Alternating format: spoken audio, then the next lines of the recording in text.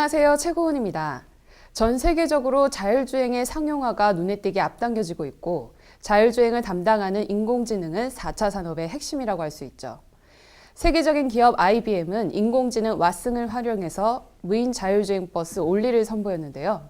이 올리는 마이크로 팩토리, 즉 3D 프린트 공장에서 제조됩니다. 특히 미국의 로컬모터스는 한국의 제주모터스와 MOU 체결을 했는데요. 이 자리에 제주모터스 김준호 대표님을 모시고 전반적인 의견을 들어보겠습니다. 안녕하세요. 안녕하세요. 네, 자리에 참석해 주셔서 감사합니다. 첫 번째로 이번에 미국 자동차 제조사 로컬모터스와 제주모터스가 업무 협약을 체결하셨습니다. 주요 내용이 무엇이고 진행 과정이 현재 어떻게 되는가 말씀해 주세요. 네, 제주모터스는 2016년 6월 미국 로컬모터스하고 MOU를 체결했습니다. 체결 당시에 NDA라고 비밀 유지 협약을 맺었기 때문에 전체를 다 공개할 수는 없는데 주요 내용은 크게 두 가지입니다. 하나는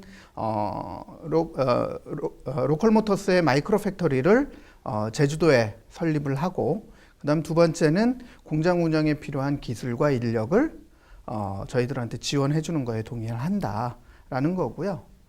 현재는 지금 MOU를 기초로 해서 한국에 지금 마이크로 팩토리 설립을 추진하고 있는데, 아무래도 지금 로컬모터스의 주력 모델이 올리로 전환이 되면서 제주도를 포함한 전국적으로 가장 경쟁력 있는 데를 지금 선정을 하는 그런 작업을 진행 중에 있습니다.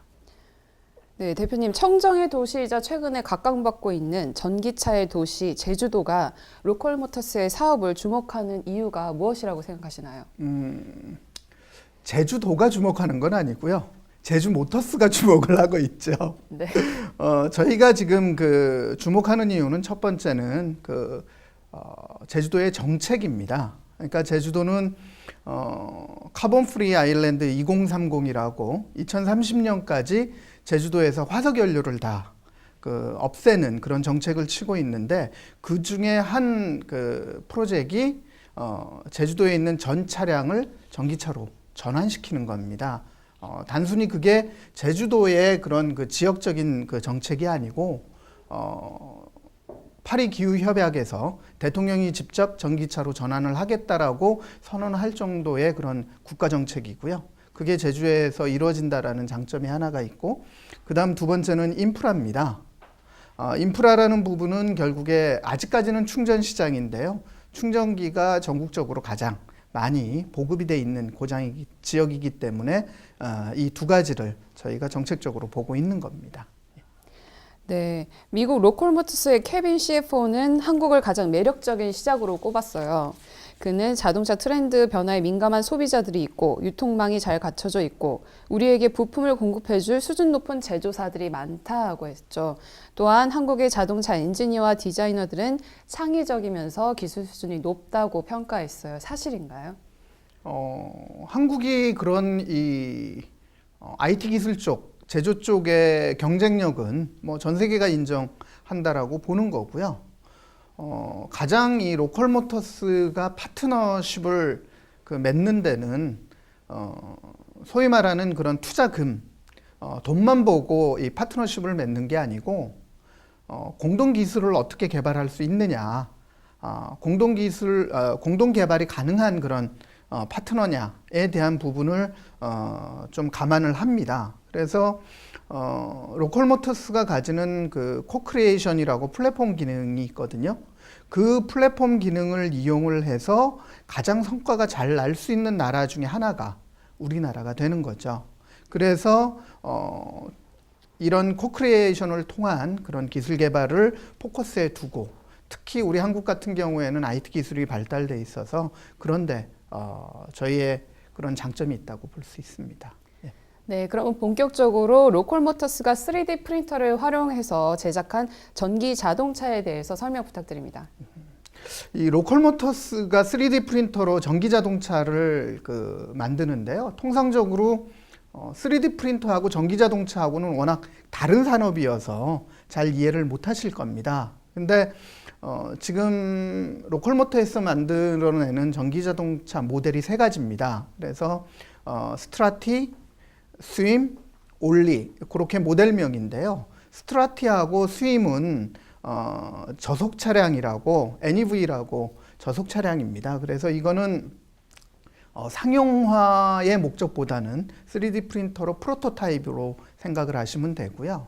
올리는 실질적으로 그 상용화를 목적으로 하는 그런 그 전기 자동차입니다. 단 일반 승용차가 아닌 전기 셔틀버스, 전기 버스고요.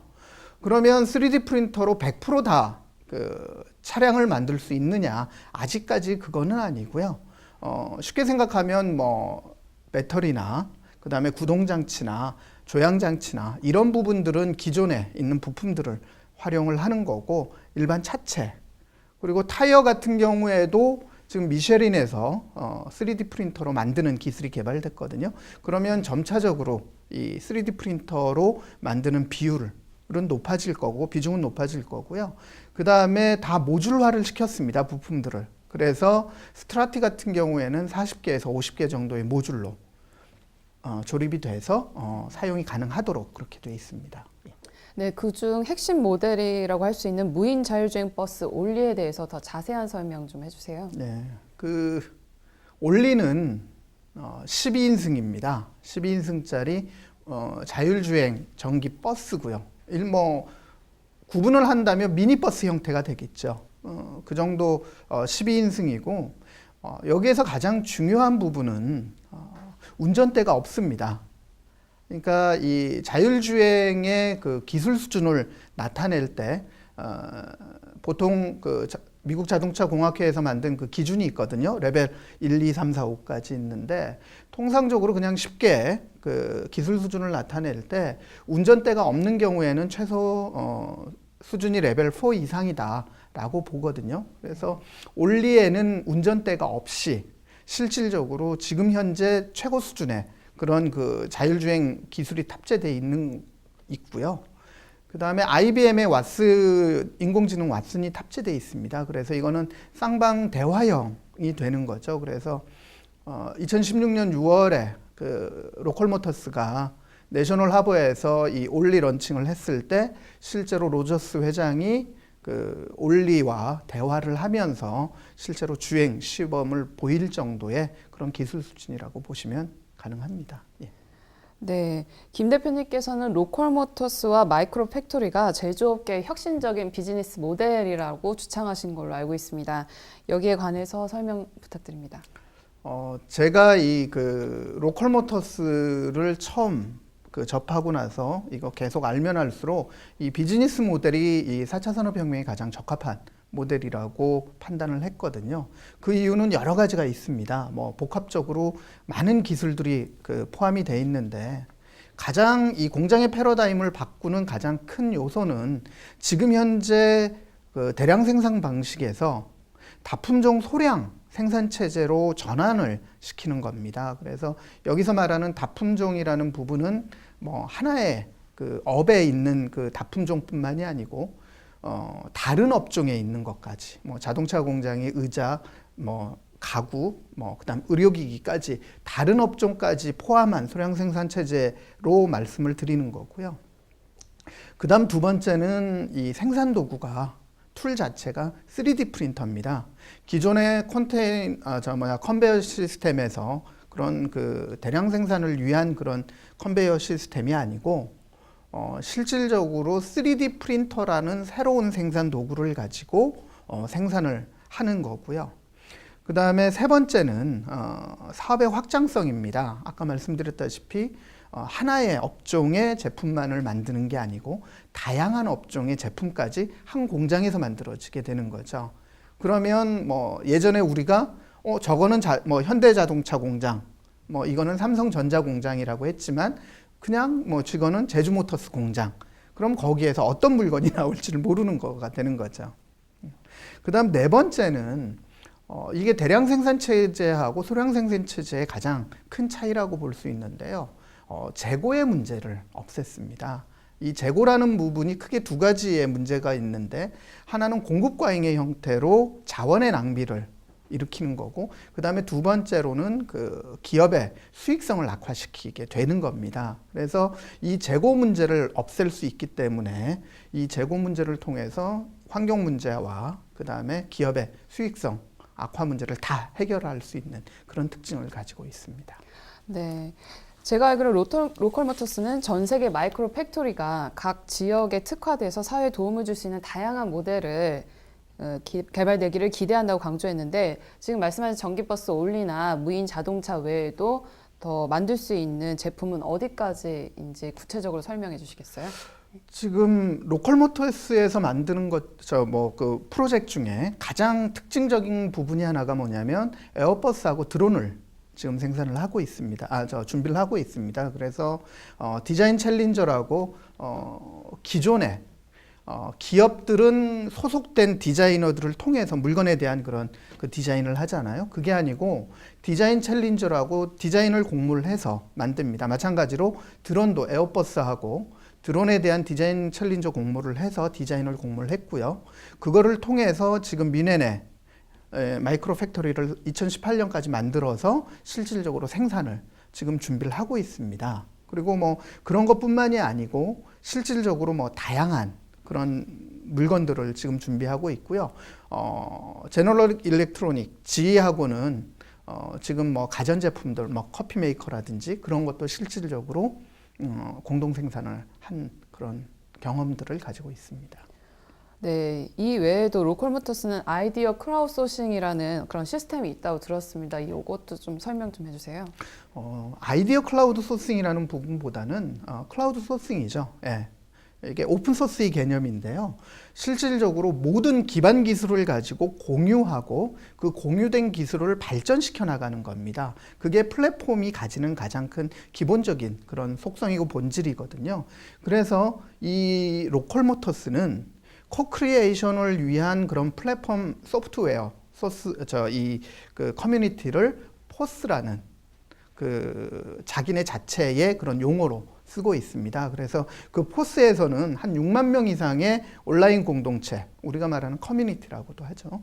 그 커뮤니티에서 다양한 그 기술을 가지고 공유하고 발전시키고 다시 그거를 공유하는 그런 시스템과 프로그램을 운영하고 있습니다. 그래서 어떻게 보면 그 정식 직원은 100명이 채 안 되지만 실질적으로 그 커뮤니티에 들어가 있는 기술자, 혁신가, 그 다음에 뭐 학생, 뭐 다 한 6만 명 이상이 되는데 그 6만 명 이상이 전부 다 이쪽 로컬모터스의 가족이라고 볼 수가 있는 거죠.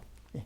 예, 설명을 들어보니까 조만간 제조업계와 뭐 교통수단의 패러다임의 변화를 예고하길 기대해봐도 좋겠습니다. 네, 이 사업과 관련해서 김 대표님 개인적인 특허를 신청하신 걸로 알고 있는데요. 이건 무엇인가요?